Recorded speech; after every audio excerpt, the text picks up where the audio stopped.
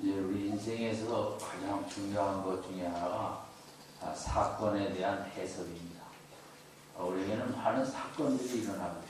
큰 사건, 작은 사건, 섭섭한 사건, 속상한 사건, 상처받은 사건. 인생은 사건 투성이죠. 좋은 사건은 해석할 필요도 없이 좋으면 좋은 것으로 끝나지만 힘든 사건들은 뭐 교회 다니는 분들이나 안 다니는 분들이나 많은데 특별히 교회 다니는 분들에게 있어서는 이제 그런 사건을 어떻게 해석할 줄 아느냐, 특별히 영적으로 해석하는 그것이 아주 중요하고 그것에 따라 우리 또 인생의 방향이 결정지어지게 됩니다. 지난주 이제 아하시아 왕을 생각했는데 아하시아 왕이 그 아버지가 아합이 죽은 다음에 1절을 보면 1절에 모압이 이스라엘을 배반하였더라.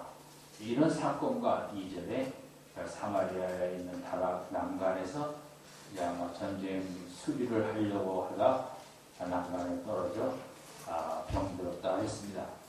이런 일련의 사건들을 어떻게 해석할 것인가? 하나님이 나를 버리셨다가 아니라 성경적으로 올바른 영적으로 볼 때 하나님을 더 찾으라 그러시는구나. 하나님의 뜻이 계시구나. 하나님 이럴 때 더 깊이 만나라고 하시는구나. 하나님께 부르짖으면 하나님께서 길을 주시겠구나 하는 이제 그 사건을 해석할 줄 아는 게 우리 믿음의 목적이고 물론 이게 쉬운 일은 아니고 믿음의 성숙도에 따라 해석을 잘 할 수도 있고 믿음이 약하면 이제 해석이 잘 안 되면 불만, 원망, 불평. 되게 교회 다니면서도 말이 많은 것은 이렇게 사건 해석의 능력이 딸리기 때문에 뭐가 말이 많은 거죠. 광야의 이스라엘 백성들이 늘 말이 많은 것은 이제 믿음이 약해서 그렇죠. 아직 믿음이 어리고 사건을 영적으로 해석할 줄 모르니까 이제 원망 불평이 많이 있었죠. 이 왕은 그 아버지 아합 왕의 그런 우상 섬기는 것 따라 하나님을 잘 몰라서 사건이 일어났을 때 전쟁과 또 병들었을 때 하나님을 찾지 않고 베블론에신 바알세불에게 이제 이 도움을 청하려는 그런 방향으로 갔죠. 사건을 영적으로 해석할 줄 모르니까 엉뚱한 하나님께 싫어하는 방향으로 가게 됐습니다. 그뿐만 아니라 그때 이제 엘리야가 그 왕의 사자의 여호와의 사자의 말씀을 듣고 왕의 사자들에게 얘기를 했죠.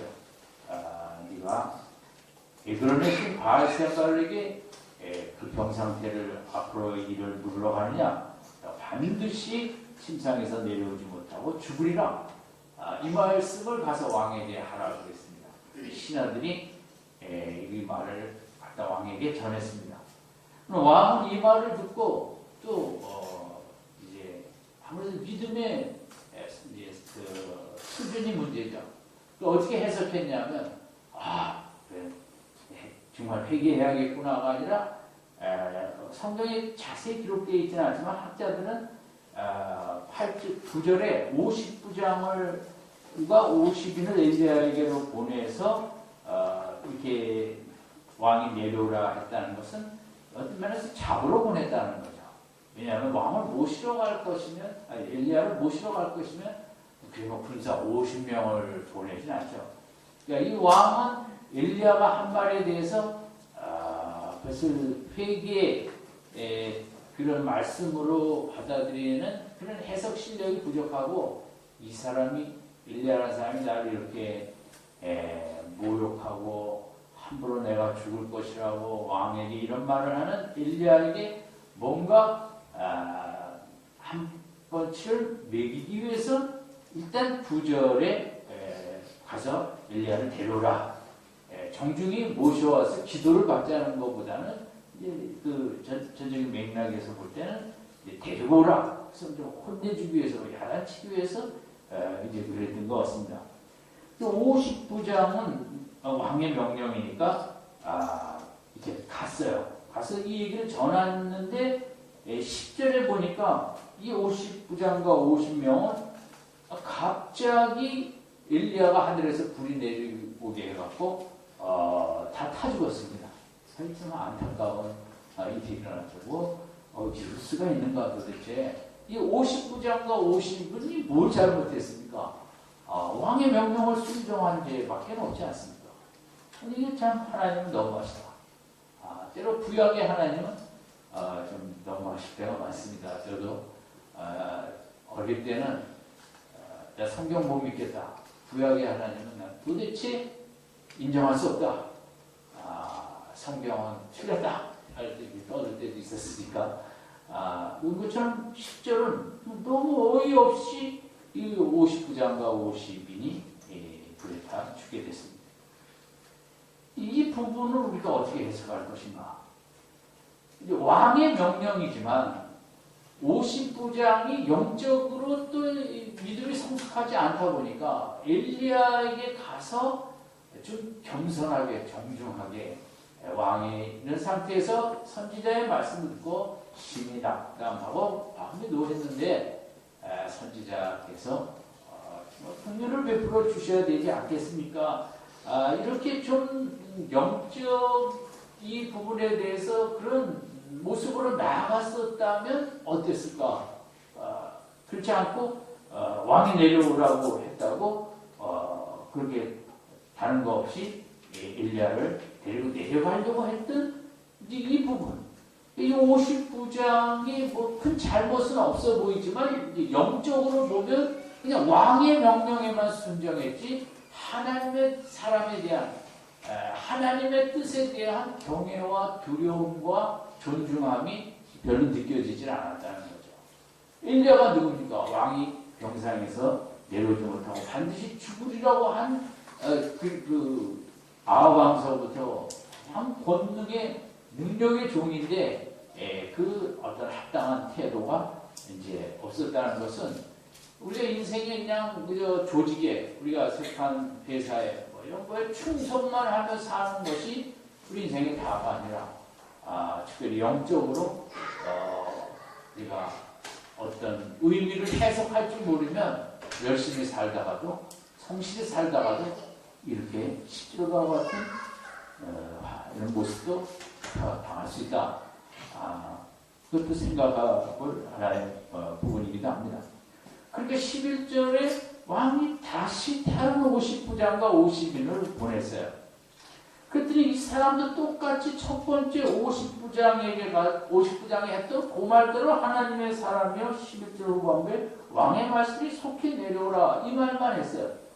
똑같이 이제 반복이 됐죠. 그랬더니 똑같이 12절에 엘리야가 내가 만일 하나님의 사람이라면 하늘에서 불이 내려와서 네 50인을 다 불태워 죽일 것이다. 그리고 정말 또 그렇게 되어버렸어요. 이 부분에서 우리가 생각할 수 있는 것은 두 번째 50부장의 문제는 뭐였을까? 세상적으로는 자기 상관에 철저한 순종을 했지만 영적으로는 첫 번째 사건에 대한 좀 영적인 해석이 부족했던 거죠. 왜 첫 번째 50부장과 50명은 엘리야 하나님의 선지자의 그렇게 하늘에서 불이 내려 죽게 하는 이 사건이 일어났을까?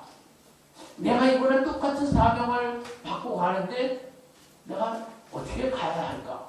뭔가 좀 더 이 부분은 하나님이 하신 일이다. 첫 번째가 50부장과 50인이 다 죽은 것은 우연이 아니고 정말 하나님의 사람이 얼마나 하나님의 뜻에 따라 이런 일을 일어나게 하였을까? 이게 정말 왕의 뜻이 잘못됐다는 경고일 수도 있고 심판의 메시지도 있어서 첫 번째 50부장과 50명이 죽었는데 내가 똑같은 사명을 받고 갈 때 내가 그냥 가면 안 되겠다.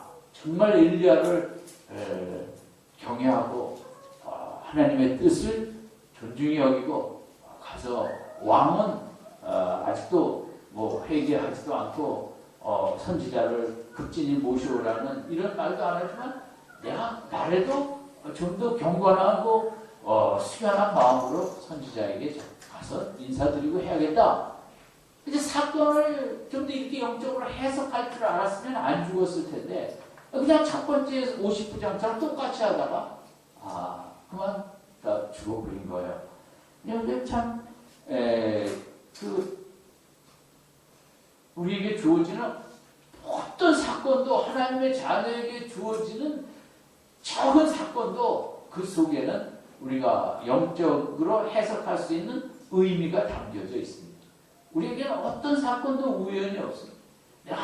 아무리 섭섭한 일을 당해도 그 일 속에는 하나님의 뜻이 담겨져 있고 내가 회개해야 될 부분이 있고 내가 배워야 될 교훈이 담겨져 있는 것입니다. 어떤 속에서도 어떤 똑같은 일이 일어났는데도 그냥 거기서 이 사건의 의미가 뭘까 깨닫지 못하면 이렇게 되는 거예요. 우리 신앙생활도 그래요. 똑같은 일이 반복이 될 때가 있어요. 뭐 똑같은 게 그러면 그만큼 내가 그 부분에 대한 회개와 그 의미의 성찰이 부족했기 때문에 똑같은 일이 반복이 될 수 있어요. 또 반복이 돼요. 그래서 영적으로 어떤 분은 죽을 때까지 초등학교 1학년만 하다 가는 분들이 있다는 거죠. 왜냐하면 하나님은 그 부분을 통과해야 2학년으로 진급을 시키는데 맨날 그 문제 속에 이겨내지 못하니까 하나님은 그걸 이겨내라고 끝까지 똑같은 유사한 일을 계속 보내주세요. 연단을. 근데 그걸 못 넘기니까 맨 그 속에 정말 고전분투하다가 2학년도 못 올라가고 1학년으로 영적인 믿음의 생애를 마감할 수도 있는 거죠. 이게 사건에 대한 해석, 이것은 국가적으로도 그렇고 기업으로도 그렇고 교회도 마찬가지고 가정도 개인도 마찬가지. 그러면 많은 국가들이 그리스가 얼마나 지금 엄청난 그 힘들고 부채 속에 있습니다. 그런데 그리스 공무원들이 받는 연금이 독일의 연금보다 많다는 거예요. 그래서 독일에 정말 독일에 정말 도와주고 싶어도 세상에 이렇게 개혁을 안 하고 그렇게 힘든 가운데 연금은 자기 나라보다 더 많이 받으니 유럽 쪽에서 이 터키를 그리스를 이거 정말 이거 국가적으로도 해석을 할 줄 모르고 역사라는 게 다 그렇죠. 일본에 다 보냈는데 어떤 대신들은 전쟁을 준비할 필요가 없다. 어떤 대신은 전쟁을 준비해야 된다. 대부분 역사의 어려움이라는 게 뭡니까? 청나라가 커지는데 가서 청나라 앞에 가서 큰 소리 치다가 결국은 병자호란이나 이런 데 당한 것은 그런 세상 역사의 흐름을 해석할 줄 모르고 조선이 어딘가 붙어야 살 수 있는데 아직도 우리는 명나라를 붙잡아야 된다. 그러다가 청나라가 들어온 다음에 그 고생을 많이 하지 않았습니까? 국가적으로도 기업도 마찬가지죠. 지금 얼마나 어렵습니까? SK니 호남정리니 GS니 다 정유공장이 놓을 정도예요.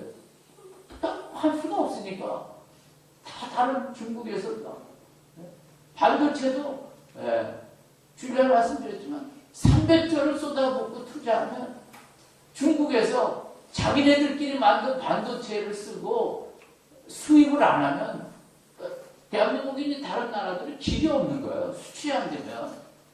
얼마나 모든 것들이 여기도 맡기고 저기도 맡기고 오늘 그렇게 우리가 한가할 때가 아니죠. 해석을 역사적인 현실을 해석하고 사건들을 해석하고 이렇게 할 줄 모르면 국가도 한순간에 무너지는 것이고 교회도 마찬가지죠. 우리 교회의 문제가 뭔지 오늘 한국교회의 문제를 직시하지 못한다면 한국교회는 어떻게 할 수가 없는 거죠. 미랄교회도 마찬가지죠. 미랄교회 문제가 뭔가 우리가 거기 해석을 할 줄 모르면 교회가 앞으로 나아갈 수가 없는 거죠. 뒤로 불태밖에 할 수 없는 거죠. 이게 저는 이 50부장이 이게 자기는 충성한다고 하면서 왕의 명령 따라 왔다 갔다 하다가 불에 타 죽는 것처럼 우리가 열심히 성실히 충성스럽게 살다가 이렇게 될 수도 있다. 근데 이제 세 번째 이 50부장이 13절에 다시 한번 읽겠습니다. 시작. 세 번째 50부장과 그 50인을 보낸지라. 셋째 50부장이 올라가서 엘리야의 앞에 이르러 엎드려 간구하여 가로되 하나님의 사람이여 원컨대 나의 생명과 당신의 종인이 50인의 생명을 당신은 비입어서서. 이 사람은 달랐던 거예요. 세 번째 사람은. 첫 번째 엘리야 앞에 이르러 어떻게 했다고 그랬습니까? 꿇어 엎드려. 엘리야는 인간이지만 이것은 하나님의 사람이다. 앞에 일어난 사건은 이 엘리야 때문에 일어난 게 아니라 누가 보낸 것이다. 하나님이 보낸 것이다.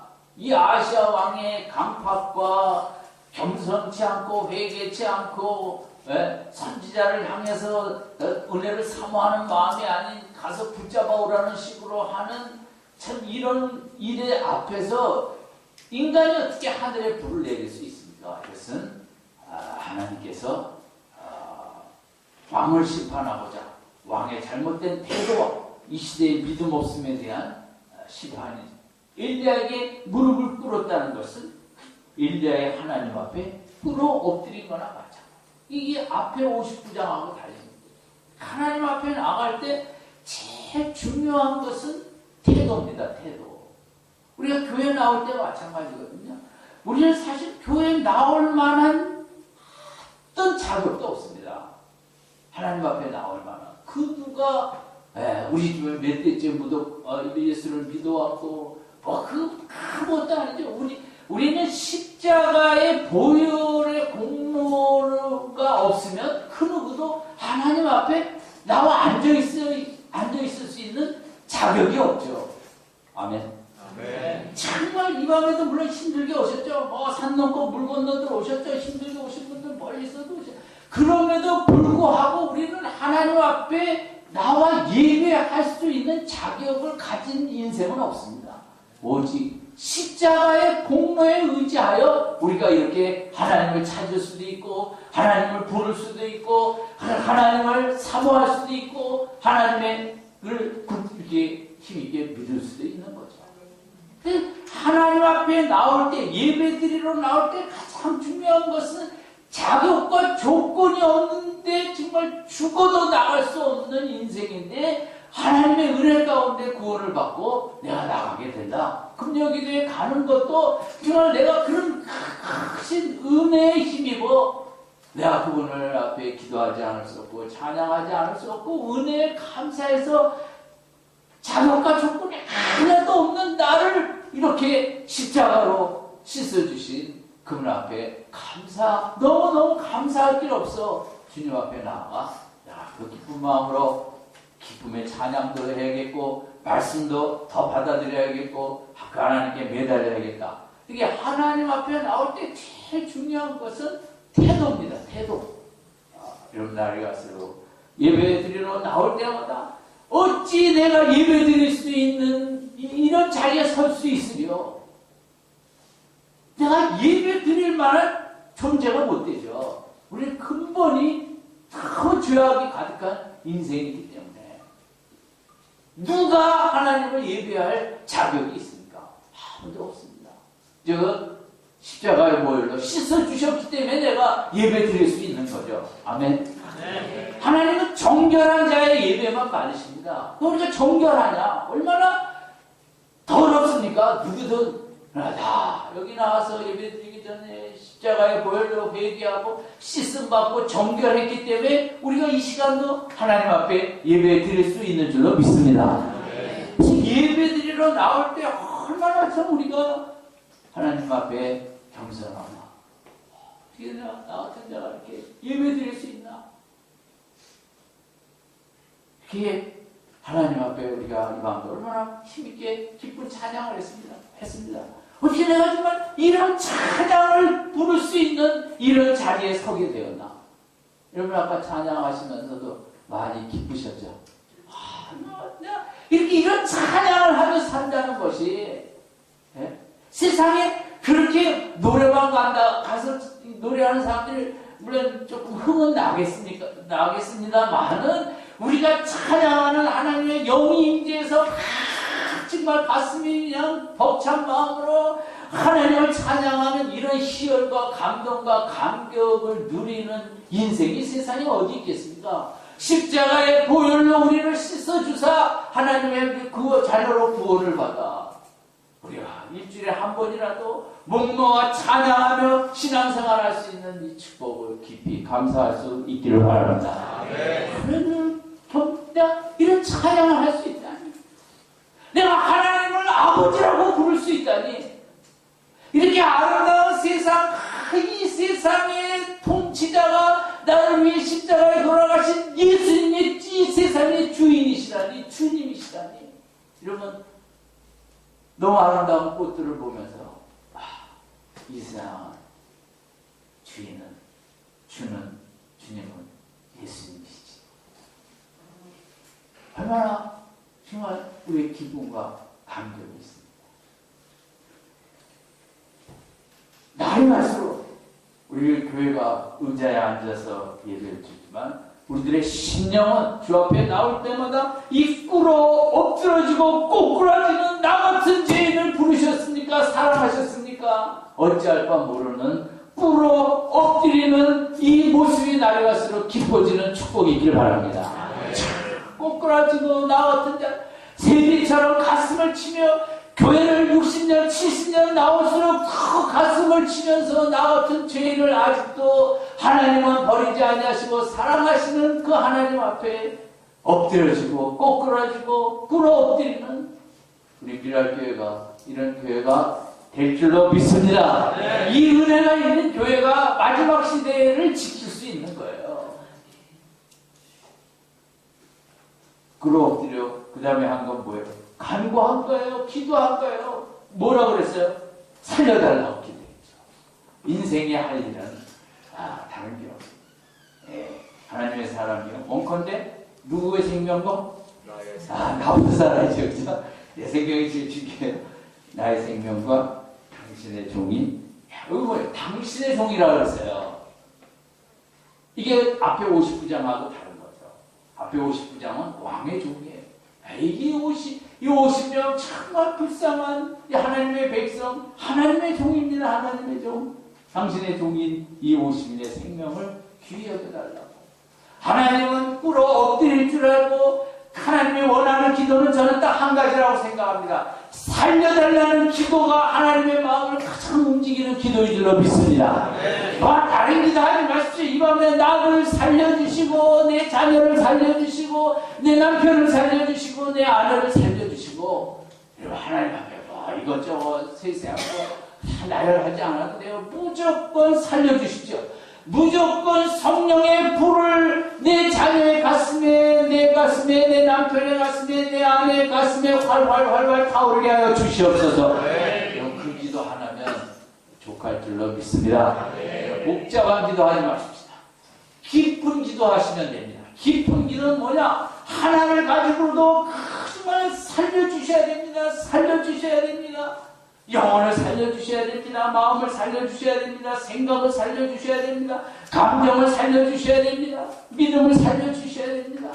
우리가 한 가지 기도만 정말 깊게 해도 하나님 크신 축복을 주시고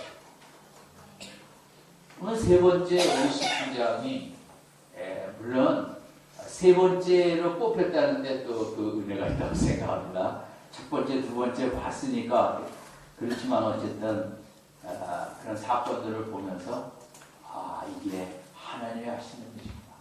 그럼 이 한 주간도 어떤 섭섭한 일들이 있으셨습니까? 다 하나님이 하신 일인 줄 믿습니다. 네. 기분 되게 나쁜 일이 있으셨습니까? 하나님이 기분 되게 나쁘라고 그런 일 주신 줄로 믿습니다. 다 하나님이 주신 거예요. 그리고 하나님은 감정을 주셨거든요. 좋은 감정만 주시지 않고 그런데 마이너스 부정적인 감정도 주셨어요. 그거 다 겪어보라고, 슬퍼보라고, 외로워보라고, 배반당해보라고, 모욕당해보라고, 저주당해보라고. 예수님이 겪은 걸 우리 다 겪게 돼 있어요. 그러면서 또 기쁜 감정도 주시고. 어쨌든 이 13절을 기억하시고 오늘 정말 이런 비슷한 일들이 많은 세상 속에서 하나님 앞에 엎드려질 줄 알고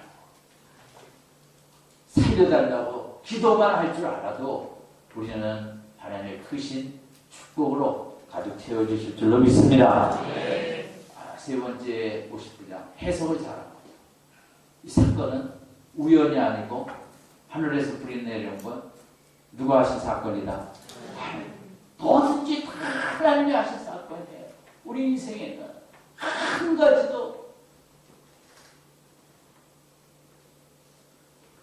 내가 바지 입다가 무너져서 넘어져서, 또 젊으신 분들은 안 그렇지만 나이 드신 분들은 바지 입다가 넘어져갖고 뼈가 부러져갖고 병원에 전 못 갔지만 우리 집사님이 병원에 있을 때 그런 환자도 와서 수술을 이제 우리 집사님이 수술실에 있었기 때문에 그렇게 얘기를 합니다. 내가 바보같이 바지 입다가 근데 저도 요즘 가끔 바지 입다가 넘어질까 말까 하다가 남의 얘기할까 아니면 웃지 마세요. 조금 있으면 여러분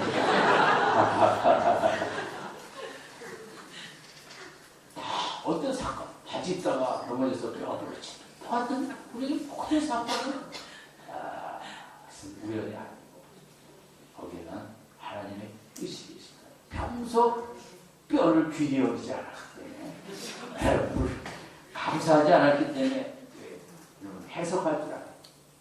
욥이 말이죠. 이렇게 정말 해석할 줄 알았다면 저는 욥기는 한 3장에서 끝났다고 생각합니다. 주저주저합니다. 하나님의 뜻이 계셔서 주셨다. 딱 이렇게 참 믿음이 좋아야 돼요. 믿음이 좋으면 주저주저 안 되는 거예요. 믿음이 부족하니까 주저주저 되는 거거든요.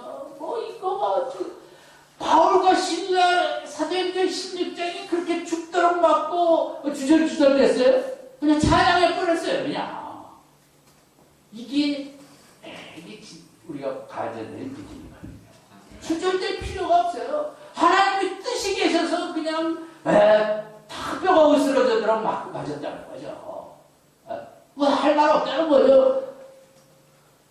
그냥 찬양을 해버렸어요. 욥은 너무 좋은 삶만 살아서 고생을 안 해봤거든요. 우리가 한 번이 너무 어렵긴 하지만 어려움 당하니까 주저주저.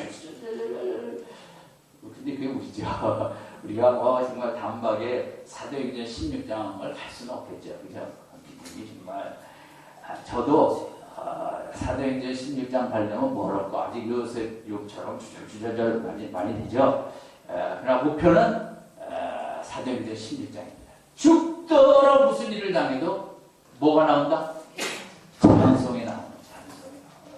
그런 믿음이 있기를 바랍니다.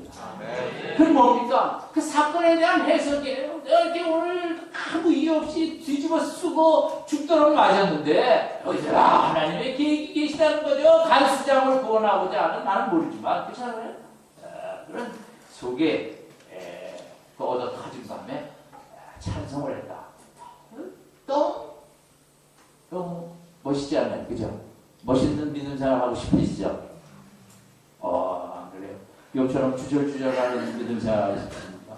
아니면 정말 그게 정말 가슴이 쓰린 가운데 찬양이 터지는 바울과 신라의 믿음 생활을 하기를 원하십니까?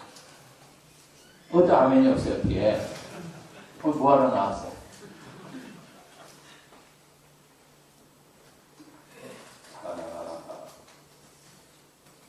요셉도 그런 경우죠.